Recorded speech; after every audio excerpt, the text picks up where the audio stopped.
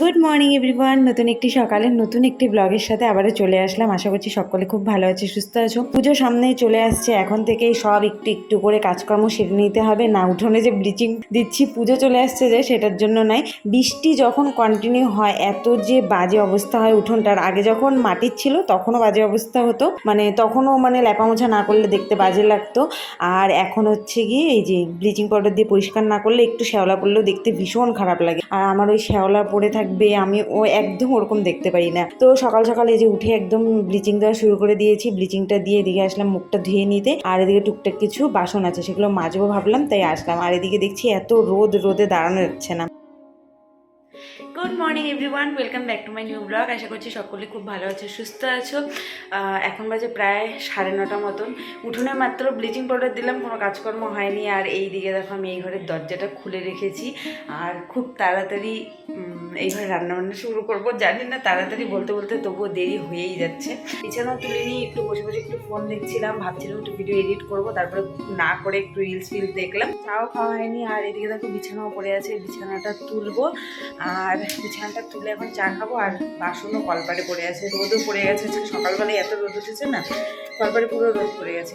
ওই জন্য bleaching powder দিয়ে আসলাম, আর একদম উঠোনটা সঙ্গে সঙ্গে শুকিয়ে গেল। তো চলো ব্লগটা এখন থেকে শুরু করছি। আশা করছি আজকে ব্লগটা খুব ভালো লাগছে, স্কিপ না করে দেখতে থাকো শেষ পর্যন্ত। এখন একটু ছায়া দিল মাত্রই, দেখো বোঝা যাচ্ছে কিনা। হ্যাঁ, একটু ছায়া দিয়েছে। এখন আমি ঝটপট করে যাই, বাসনগুলো মেজে নিই ঝটপট করে, তারপর পরপর সব কাজ শুরু করবো। নতুন সাবান এসেছে, কালকে সাবান শেষ হয়ে গেছে। রোদ একটু কমেছে এটা ভেবে আসলাম, আর এদিকে দেখো পুরো রোদ আবারও পড়ে গেছে। তো যাই হোক, এসেছি যখন কিছু করার নেই, এখন বাসন মেজে নিতে হবে। আর ইদানিং কি হয়েছে, একদম খুব তাড়াতাড়ি 9টার থেকে আমার কলপারে প্রচণ্ড রোদ পড়ে যাচ্ছে, 12টা পর্যন্ত রোদটা থাকছে, 12টার পরে বেশ একটু ছায়া পড়ে। আর এদিকে দেখো আমার এদিকটাও কিন্তু শ্যাওলা পড়েছে। বাসন মেজে নিয়ে আসতে আসতে পুরো রোদ উঠে গেছে। আর মেজে নিয়ে আসতে কি, যেই আমি মাজতে গেছি পুরো রোদ উঠে গেছে। তো ওই রোদের মধ্যে আমি বাসন মেজে নিয়ে আসলাম, এখন বিছানাটা ঝটপট করে গুছিয়ে নিই।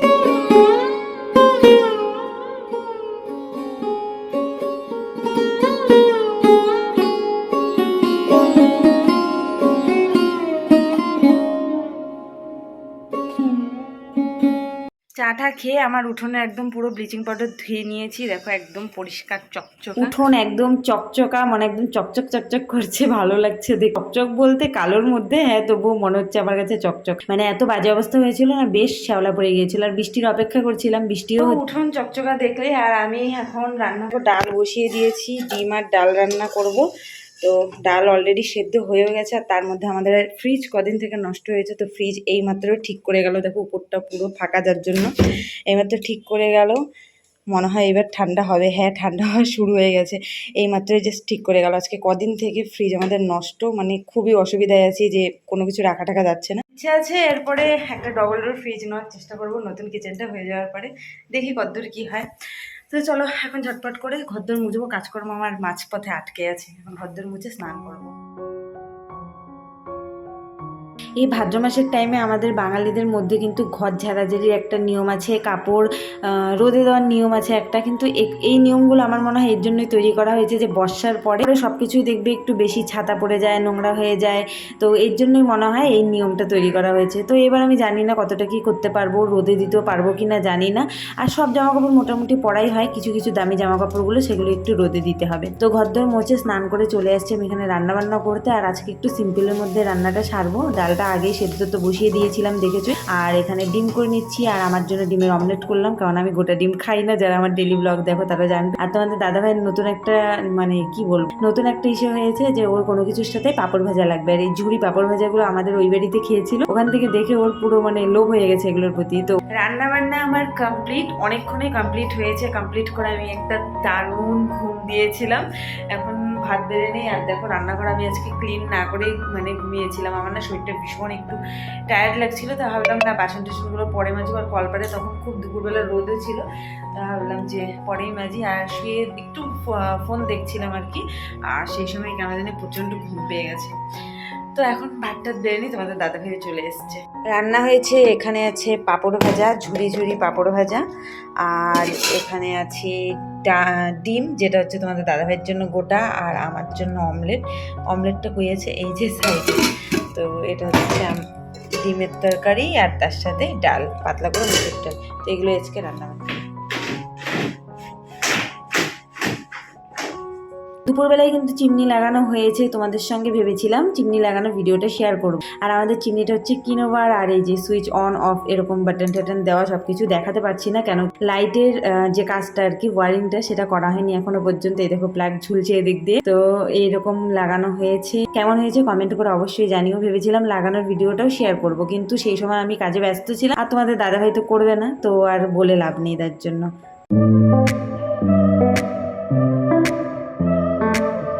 খাওয়া দাওয়া করে আজকেও ঘুম দিয়েছিলাম। আর দুপুরবেলা ওয়েদারটা আজকে সেরকম গরম ছিল না, তো ফ্যান ছেড়ে ঠিকই ছিল, আজকে সেরকম গরম লাগছিল না। তো তোমাদের দাদাভাই চলে যাওয়ার পর আমি ঘুম দিয়ে দিয়েছিলাম। আর আজকে সকালবেলা না অনেক তাড়াতাড়ি ঘুম ভেঙে গিয়েছিল। আজকে 5টা মতো লাইন কেটে দিয়েছিল, 5টা থেকে 11টা সাড়ে 11টা পর্যন্ত লাইন ছিল না। দুর্গাপূজার আগে আগে আমাদের এদিকে এরকমই হয়, মানে লাইন মানে কারেন্টের সব কিছু ঠিকঠাক করে আর কি, যাতে দুর্গাপূজার সময় কোনো জায়গায় অন্ধকার না থাকে, ওর জন্য লাইন কেটে দিয়েছিল আর কি। তো মাঝে মধ্যে এরকম হয়। এর আগেও একদিন ভোর 5টার কথা বলে 4টা কি 3:30টার দিকে 4টার দিকে লাইন কেটে দিয়েছিল। তো একদম ঘুম ফুম সব উড়ে গিয়েছিল।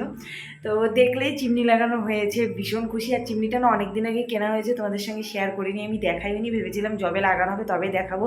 কি আলাদা আলাদা করে আজকে আনা হলো, কালকে লাগানো হলো, ভাবলাম থাক আর দেখাবো না।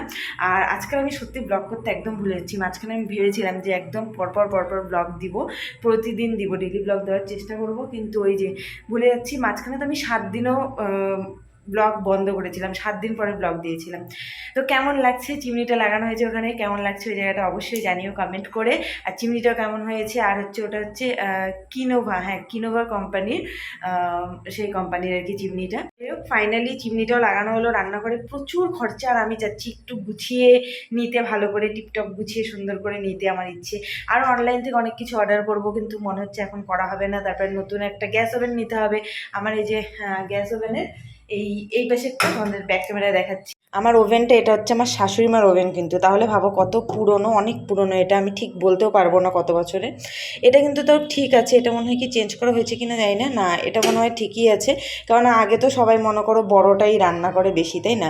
যেমন আমি ছোটোটাই করি। আমার ওভেনে কিন্তু প্রচণ্ড মানে আগুনের যে তাপটা না একদম এরকমভাবে উঠে, মনে হয় যেন পুরো একদম উনুন এরকম লাগে।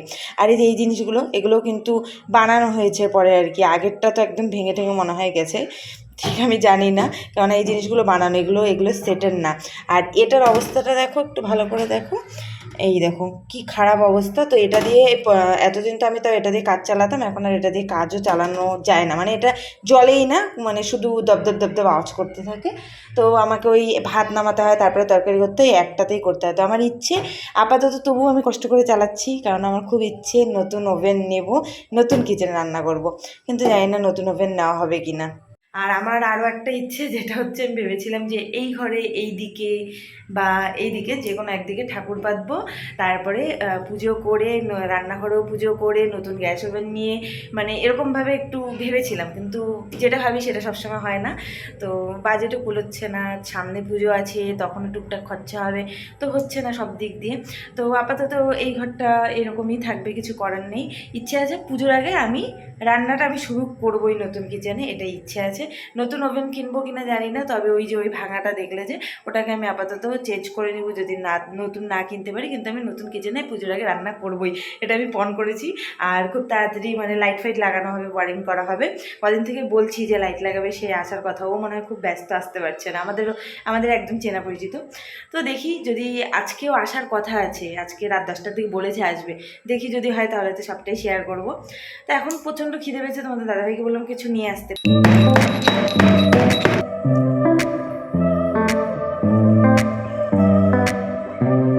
তো আমার চা বানানো হয়ে গেছে, দেখবে চা খেতে খেতে তোমাদের দাদাভাই হয়তো দেখা গেলো চপ চাউমিন নিয়ে নিল। আর এই যে এখানে বিস্কিট নিয়ে নিয়েছি। কয়টার দিকে বলছিলে নিয়ে আসবো আমার জন্য খাওয়া?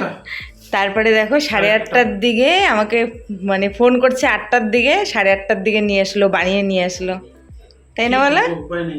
হ্যাঁ হ্যাঁ। তুমি কি খাবা? চিন্তাগুলোই খারাপ। এই তুমি কি খাবা? না, আমার জন্য একার জন্য নিয়ে আসছো? তো এটা হচ্ছে আমার সন্ধ্যার টিফিন, যাই না এতগুলো কি করে খাবো। 2টো চপ চাউমিন এখানে আছে, দেখি কতটা খেতে পারি। তো দেখে আমার জিভে অলরেডি জল চলে আসছে কিন্তু। তো হঠাৎ করে রেডি হয়ে গেলাম, আমরা সবাই মিলে এখন হচ্ছে গিয়ে একটু কোথায় কি বলে জানি, সার্কাসে যাব। তখন দাদাভাই যাবে না, ও দোকানে আছে, তো একবার গিয়ে দেখা হচ্ছে। জানি না কি মানে আজকে লাস্ট সার্কাস, তো মানে যাওয়ার ইচ্ছা ছিল না, আবার দেখার ইচ্ছা ছিল না, কারণ কি মানে ছোটো মোটোই সার্কাস। ভাবছিলাম এর আগে বড় সার্কাস দেখেছি, তো সেরকম একটা যাওয়ার ইচ্ছে ছিল না। তো সবাই জোর করছে, তাই এখন ঝটপট করে রেডি হয়ে গেলাম। তো চলো একদম বাড়ির সামনেই, তাই যে সিম্পলভাবে রেডি হয়েছি। তো চলো গিয়ে একবারে দেখা হচ্ছে। আমরা চলে এসেছি সার্কাসে, আর তোমাদের সাথে অল্প কিছুই শেয়ার করবো। আর গান বা কোনো কিছু মানে মিউজিকগুলো আর কি সব মিউট করে দিয়েছি, কারণ না তো কপিরাইট চলে আসবে। আর সবগুলো আমার মনে হয় সার্কাসের সব কিছু দেখানো আমার মনে হয় ঠিক হবে না, আমি জানি না ঠিক। তো যার জন্য আমি তোমাদের সাথে সেরকম কিছু শেয়ার করিনি। বেশ অনেক কিছুই দেখানো হয়েছিল, তো অত কিছু দেখালে ভিডিওটা অনেক বড় হয়ে যাবে। আর আমার এটা ভয় ছিল যে এত কিছু দেখালে যদি কপিরাইট চলে আসে, কারণ আজকাল দেখছি অনেক ছোট ছোট ব্যাপারে এর আগেও আমার একটা ভিডিও একদম ডিলিট করে দেওয়া হয়েছে। তার জন্য আমি আর সেরকম তোমাদের সাথে কিছু শেয়ার করলাম না। ভাই আমরা কে কে এসেছি, আমি এদিকে দেখো, আমার এদিকে মেজো ভাসুরি আমাকে খুব জোর করছিল আসার জন্য, মেজদিও জোর করছিল, মেজদি। আর এটা হচ্ছে মেজদির ভাগ্নি না ভাস্তি কি ভাগ্নি।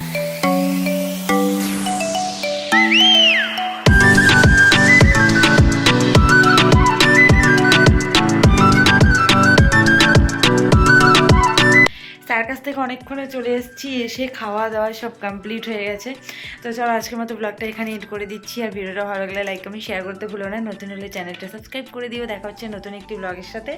ততক্ষণ খুব খুব ভালো থেকো, সুস্থ থেকো। Tata, good night.